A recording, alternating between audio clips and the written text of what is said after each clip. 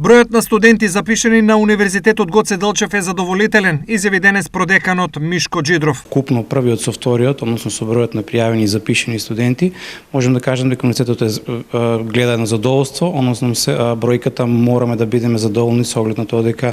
мал е бројот и на матуранти кои што се пријавуваат за полагање на државна матура, а од друга страна и имаме поголем број на опции кои што постојат околу нас во соседните земји, па и подалеку, каде што студентите може да се определат и да го продолжат своето образование. Од годинава универзитетот освен за студентите на македонски јазик и книжевност, нуди ослободување од партиципација и за други категории студенти. Од оваа година имаме ослободување на плаќање на пола партиципација за сите оние студенти кои што имаат над 9,5 просек и имаат минимум 40 кредити освоено досега.